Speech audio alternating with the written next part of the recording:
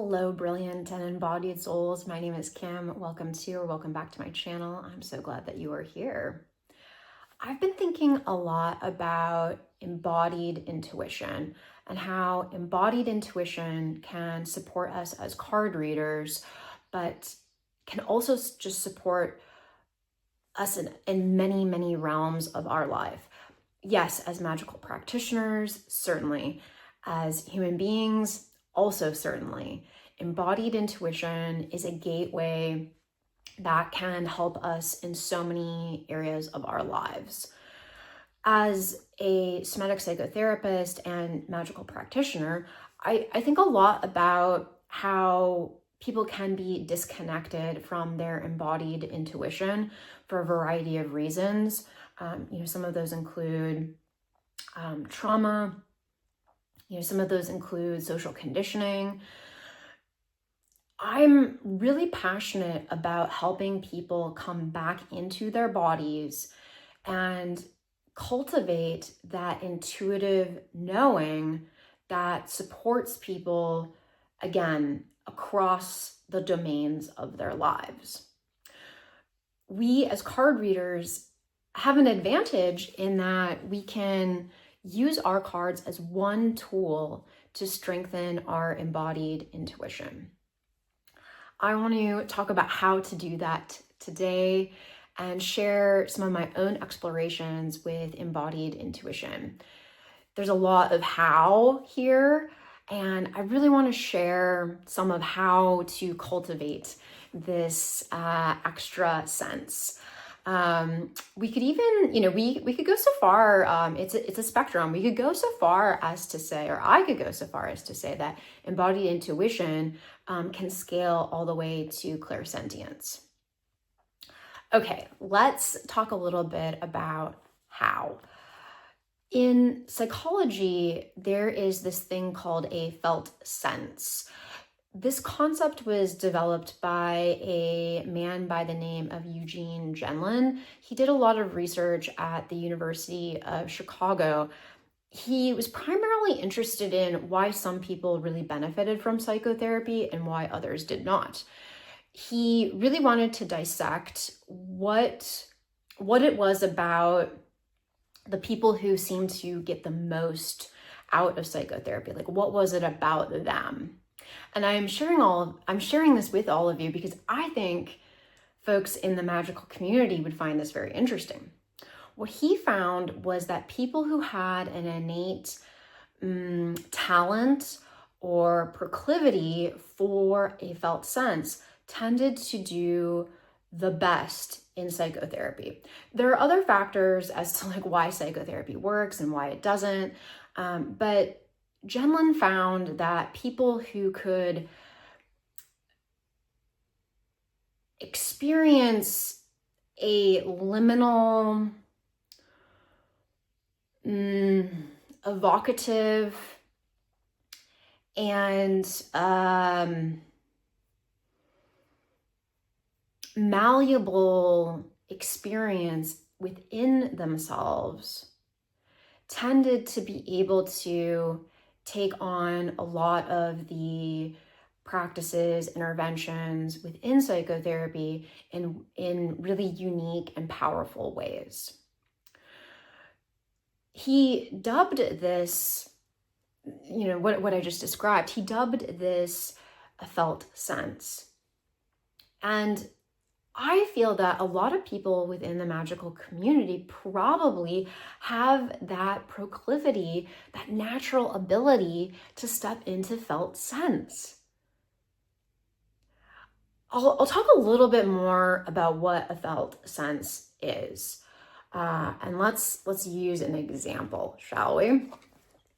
The cards, of course. Okay, I have with me the Abyssal Tarot.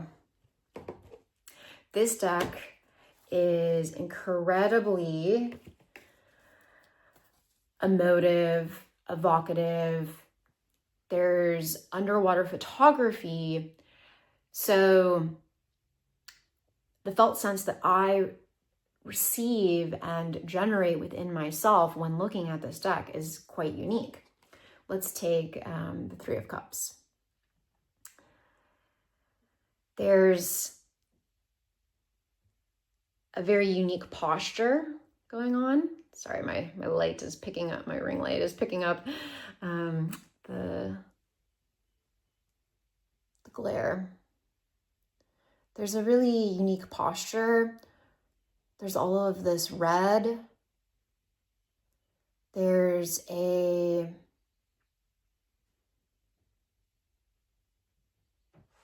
ecstasy or a reverie taking place, a sense of calmness. And if I examine the qualities of this image and then close my eyes and notice in myself what sensations are arising. So for example, like my felt sense is a expansion. Looking at this card, I feel expanded across my heart. That expansion, if I allow it to develop, and this is what Gemlin spoke a lot about in research, we can take sensations in our body and expand them into something more. So I can follow my felt sense with this particular card towards a very calm lake, but you know, the lake is full, it's like reflecting fireworks. There is a reverie within this card because of all the reds. So what I'm getting at here is that if we tap into this idea of a felt sense and get on board with that idea, we can use our cards to cultivate that felt sense, practice moving into that felt sense. And that in and of itself has a way of training that embodied intuition that we can use across our life domains, our relationships, our work, inner magic, so on and so forth. And it obviously would make us a more skillful card reader. Using a felt sense of the cards takes us beyond the traditional guidebook meanings that our tarot and oracle cards take on. Using embodied intuition allows us to form our own relationship with the cards. And that relationship taps us into deeper, more profound messages with the cards. To me, there's an interplay here. The more we use embodied intuition with our cards, the better we become as a card reader. The better we become as a card reader, the better our embodied intuition becomes. And it builds. This is a process that can build and build and build. Again, that embodied intuition can be taken elsewhere. This is one of the reasons I love working with cards. Yes, I so enjoy laying the cards out for myself in the morning. I have a daily card pull practice. It's kind of like gambling, like a magical form of gambling, right? Like, what cards am I going to get today? What's in store for me today? And I do use the cards to help me make the most of the day to come. In this specific daily practice, I use the cards for many other things too. Not just divination, not just seeing what the day has in store for me, but this particular practice, I do. In making it a daily practice, I I'm able to take all of the wisdom of that embodied intuition that I keep cultivating on the daily, and I have been able to, grow this talent with my daily card pull practice. Pretty cool. And again, like, just like beyond reading the cards, having more embodied intuition serves me oh so very, very well. I notice myself becoming better at making decisions. I notice myself being able to trust myself more. That is one of the biggest benefits of working with my cards in an embodied, intuitive, felt sense way. I start to trust myself more. I start to connect with myself more. And that felt sense really adds another magical layer to my life. So much of what I'm talking about is, to me, a very energy-based magical practice. And there's really something to be said for cultivating that inner relationship. And again, our cards can help us with that process. So I did a little bit of a demo already, but I want to just show a few more techniques for developing this embodied intuition. And then I want to talk about some of the decks that are really great for cultivating this embodied sense, this felt sense with the cards. Okay, more techniques. Let's keep using the Abyssal Tarot. And here I have the Magician card. There's so many bright colors. So this card really catches my eye with the color. So when I'm working really in an embodied felt sense, intuitive way with cards, color is one of the gateways, one of the things that I really pay attention to. It's not the only thing, but this particular card shows how color can really, trying to get it right. I probably should have flipped the camera around for this. Sorry, guys.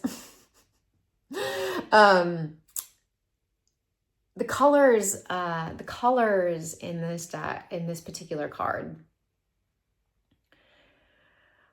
are oh so vibrant. And then there's this felt sense. I'll hold up the card again. Another avenue of felt sense are gestures. So the Magician is making this gesture, touching his chest space. When I do that, I feel deeply connected with myself.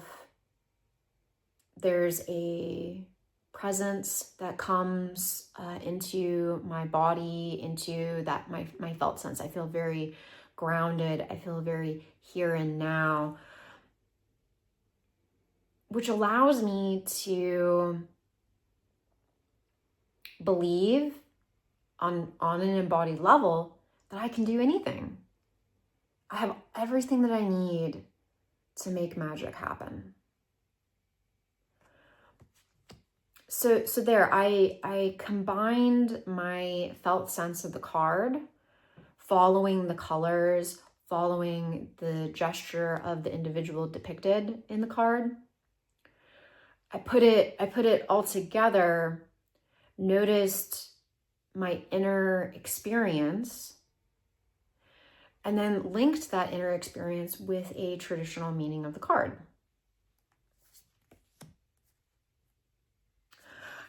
Let's look at the Ten of Pentacles here.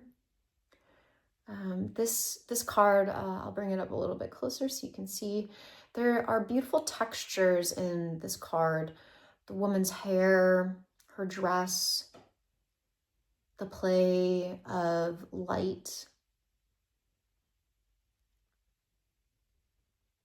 the water element within the whole deck, but this card is really bringing on a felt sense that she is floating, that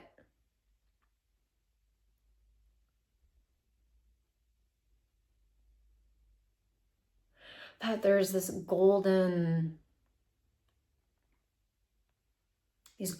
waves supporting her. If I feel into those golden waves, I feel warm, I feel nurtured, I feel like I have everything that I need. So in this case, right, we looked at texture and some of the elemental aspects of this card. The element of water is very present in this particular deck. Let's do a slightly more challenging card, the Nine of Swords. Here, my felt sense does again relate to gesture, and it also relates to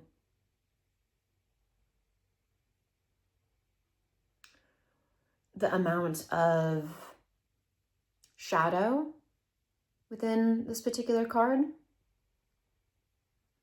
The individual here has a lot of light on them,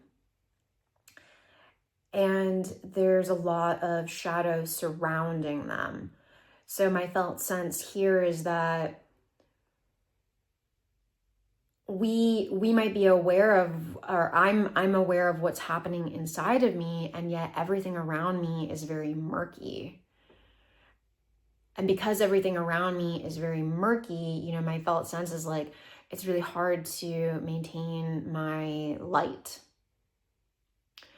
And in this case, right, there is some ties to a more traditional way of understanding the Nine of Swords, and yet there's these added layers.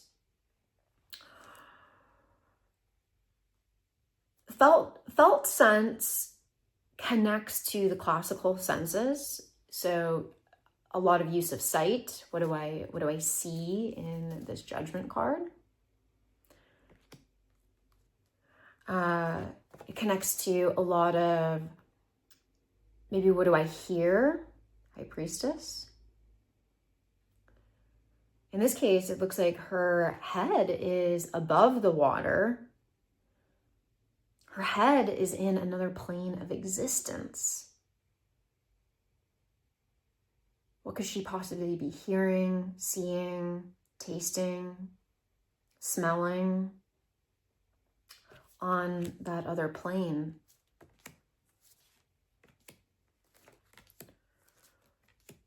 Then, of course, there's the sense of touch. And there are many other senses, proprioception, and many of the clairs, right? Clairaudience, clairvoyance, clairsentience.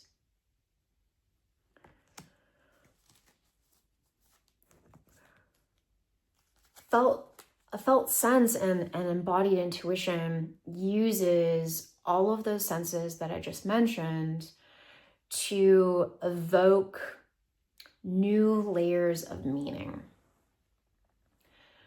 We can get really proficient and fluent at those layers of meaning using the cards.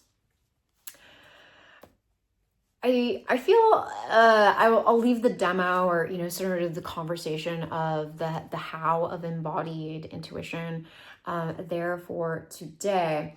Let's talk a little bit about some of the decks that you might have in your collection that facilitate this type of reading and cultivating this. I think you could take any deck, frankly, and develop this ability with any deck. That said, there are some types of decks that are even more aligned with this skill development.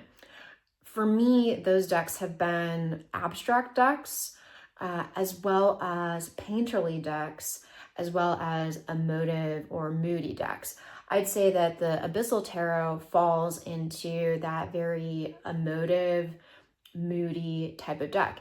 Even though it's photography, it has a very evocative, emotion first feeling to it, which makes it a really great deck for this type of skill development. As I mentioned, abstract decks are also very good for this type of skill development. An example of that is the Dream Dust Shamanic Tarot. I believe it was out of print for a little while, but I think it's back.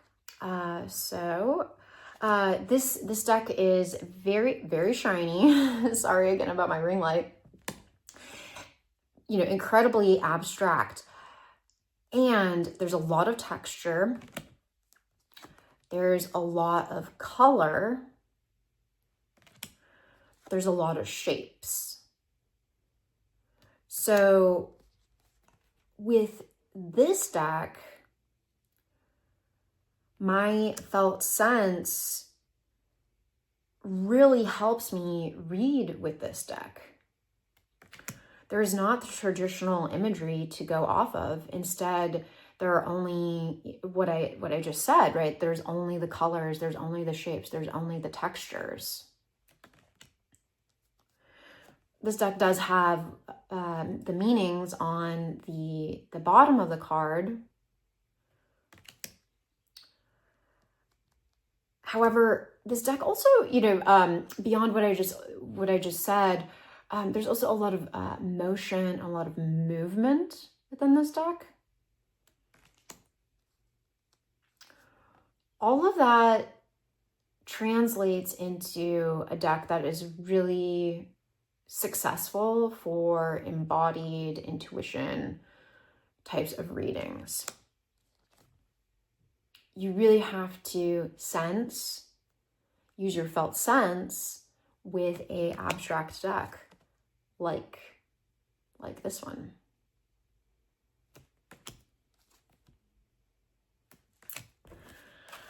Yeah, it's a really amazing deck. It is huge though, so anybody with small hands, you've been warned.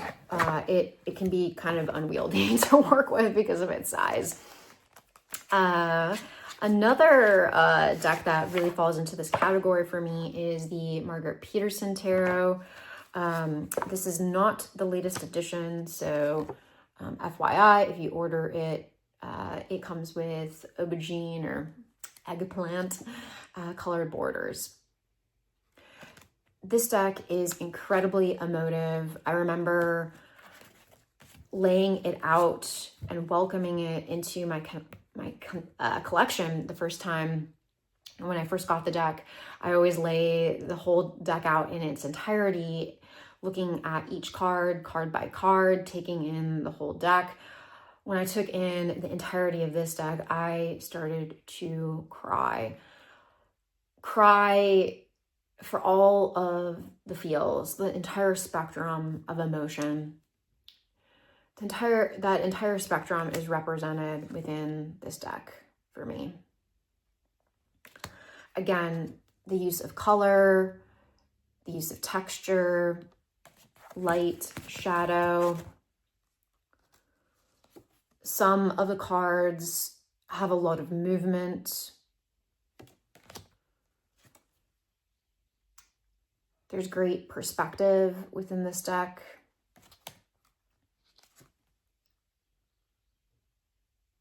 There are some figures.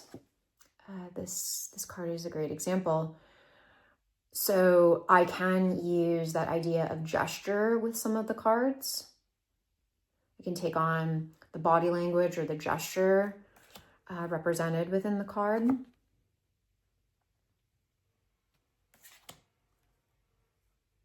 There's many layers to this particular deck. Some abstract decks have a lot of those layers, which make a felt sense potentially even more deep. You feel into the first layer, the next layer, the next, the next, the next, revealing a cacophony of felt senses, a cacophony of information.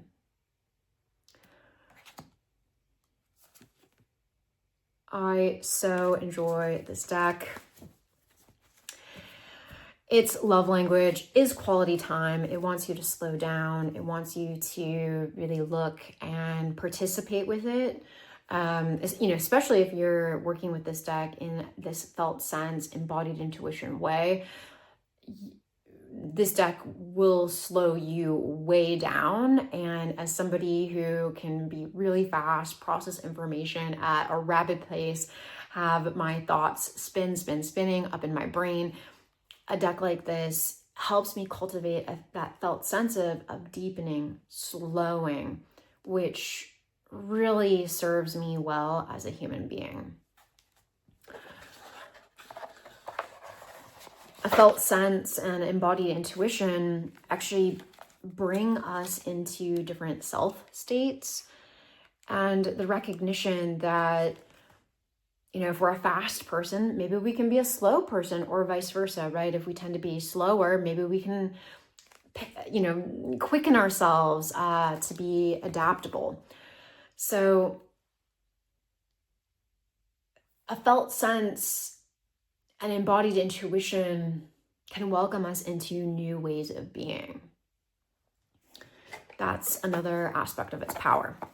The final deck that I think is phenomenal for this type of reading style within my collection is the Mystagogus deck by Josephine McCarthy. I really like using this deck in that way because there are no titles, nothing is on the card except the image itself. This deck is magically charged and was developed by Josephine for magical guidance, magical development, and to be a tool to anyone interested in developing those skills. I will say this about this, about this deck. It's spiky. It's got a lot to say. The guidebook is robust. In Josephine's style, she is straight shooting. She'll say if something's stupid. She'll say if something is off base. She calls it like she sees it, and she sees the world in her way, which, as far as I can tell, can be a touch harsh.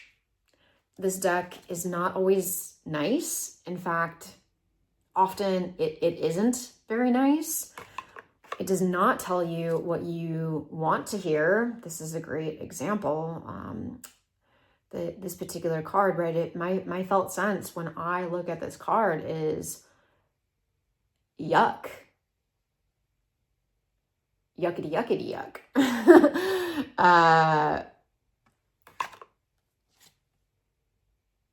So like the spikiness of this deck, that is especially found in the guidebook, may be, depending on who you are and your orientation to the imagery, Some of that might be reduced or enhanced. For me, I really do enjoy working intuitively with this deck as opposed to using the guidebook. As much as I respect Josephine and respect the guidebook, there's just something about looking at the cards, feeling into the cards,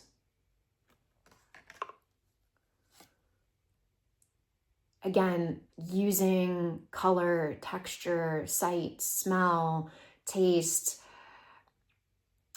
proprioception, all of those senses to derive information from these cards.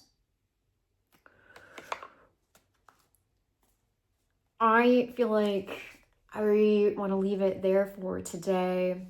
I hope you have enjoyed this video. Like, subscribe, all that good stuff. And remember that an embodied sense and cultivating that felt sense ability serves you really, really well as a tarot reader, somebody who works with the cards. It's going to serve you really well as a magical practitioner. But beyond that, this is a way of building your intuition across the domains of your life to live more fully. That seems like a worthy endeavor to me. Again, thank you so much for being here, and I'll see you in the next video.